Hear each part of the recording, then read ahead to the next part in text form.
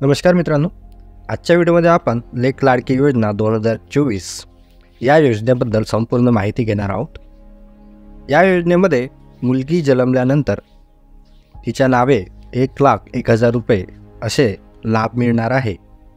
तर शासनाने ही योजना 2017ला माझी कन्या भाग्यश्री ही योजना सुरू केलेली होती, परंतु त्या योजनेचा तेवढा प्रतिसाद न मिळाल्यामुळे शासनाने हीच योजना जी आहे ती नव्याने सुरू केली आहे आणि तिचे नाव जे आहे ते लेक लाडकी योजना असे ठेवण्यात आलेले आहे। तर मित्रांनो, थोडी आपण आता या योजनेबद्दल माहिती घेऊया। मुलींच्या सक्षमीकरणासाठी लेक लाडकी ही नवीन योजना सुरू करण्यात आलेली आहे। पिवळ्या व केशरी राशन कार्ड धारकांना मुलींच्या जन्मानंतर टप्प्याटप्प्यामध्ये अनुदान देण्यात येऊन लाभार्थी मुलींचे वय 18 वर्ष पूर्ण झाल्यानंतर तिला 75,000 रुपये रोख देण्यात येतील अशी घोषणा करण्यात आलेली आहे। त्यास अनुसरून राज्यात मुलींच्या सक्षमीकरणासाठी लेक लाडकी ही योजना सुरू करण्याचा बाब शासनाच्या विचाराधीन होता। तर बघा, इथं शासन निर्णय जो आहे तो आपण पाहूया। माझी कन्या भाग्यश्री सुधारित ही योजना अतिक्रमित करून राज्यात 1 एप्रिल 2023 पासून मुलींच्या जन्मानंतर तिच्या सक्षमीकरणासाठी लेक लाडकी योजना सुरू करण्यास या शासन निर्णयामुळे मान्यता देण्यात आलेली आहे। तर सदर योजनेचे उद्दिष्ट जे आहे ते आता आपण पाहूया। सदर योजनेचे उद्दिष्ट ते असे आहे: मुलींच्या जन्मास प्रोत्साहन देऊन मुलींचा जन्मदर वाढवणे, मुलींच्या शिक्षणात चालना देणे, मुलींच्या मृत्यूदर कमी करणे व बालविवाह रोखणे, कुपोषण कमी करणे, शाळाबाह्य मुलींचे प्रमाण 0वर आणण्यासाठी प्रोत्साहित करणे असे या योजनेचे काही उद्दिष्ट आहेत। तर सदर योजनेकरता काही अटी व शर्तीसुद्धा आहेत, तर त्या कशा आहेत त्या सुद्धा आपण पाहूया। सदर योजनेअंतर्गत पिवळ्या व केशरी शिधापत्रिकाधारक कुटुंबातील मुलींच्या जन्मानंतर 5,000 रुपये, इयत्ता 1लीत गेल्यानंतर तिला 6,000 रुपये, इयत्ता 7वीत गेल्यानंतर 7,000 रुपये, 11वीत गेल्यानंतर 8,000 रुपये, तर लाभार्थी मुलीचे जे वय आहे ते 18 वर्ष पूर्ण झाल्यानंतर तिला 75,000 रुपये असे एकूण याप्रमाणे 1,01,000 रुपये एवढी रक्कम देण्यात येईल। तर या योजनेच्या अटी व काही शर्ती आहेत त्या आता पाहूया। ही योजना पिवळ्या व केशरी शिधापत्रिकाधारकांना कुटुंबामध्ये दिनांक 1 एप्रिल 2023 रोजी व त्यानंतर जन्माला येणाऱ्या 1 अथवा 2 मुलींना लागू राहील। तसेच 1 मुलगा व 1 मुलगी असल्यास मुलीला ही योजना लागू राहील।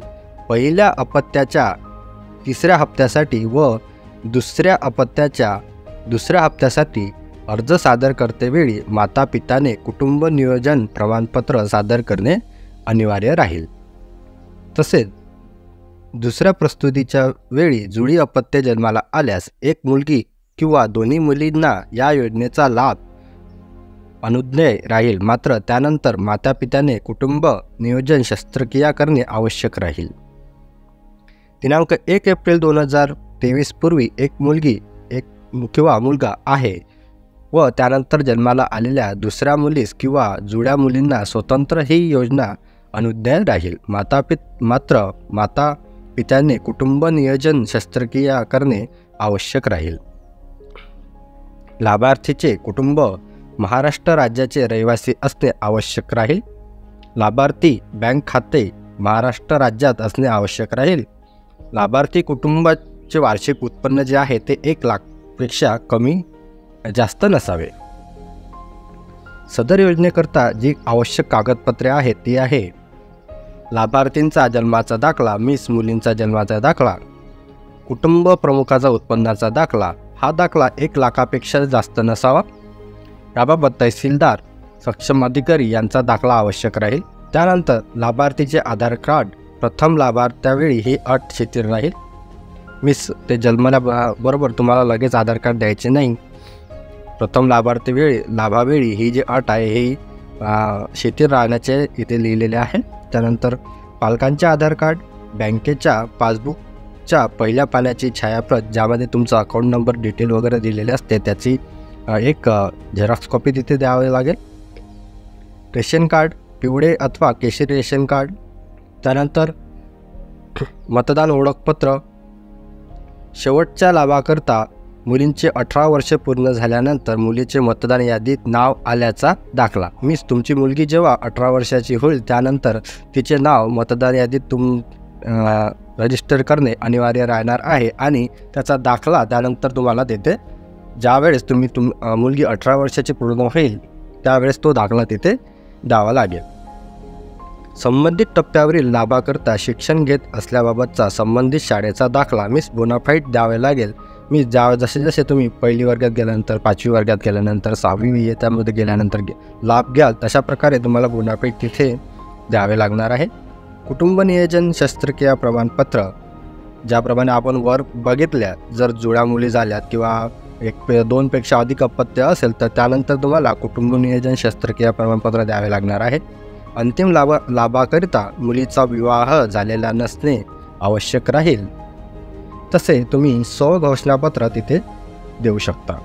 तर सदर योजनेचा जर तुम्हाला लाभ घ्यायचा असेल तर त्याचा अर्ज कुठे करायचा, तर या PDF मध्ये बघा इथं अर्जाचा जो नमुना आहे तो दिलेला आहे. जर तुम्ही माझ्या टेलिग्राम चॅनलवरती जॉईन झालेले नसाल तर तिथे जॉईन तुम्ही करू शकता. या व्हिडिओच्या डिस्क्रिप्शनमध्ये त्याची लिंक मिळून जाईल. तिथे जाऊन तुम्ही हा जो फॉर्म आहे तो डाउनलोड करू शकता किंवा जवळच्या सेतू केंद्र किंवा झेरॉक्स केंद्रामध्ये सुद्धा तुम्हाला हा फॉर्म जो आहे तो मिळू शकेल.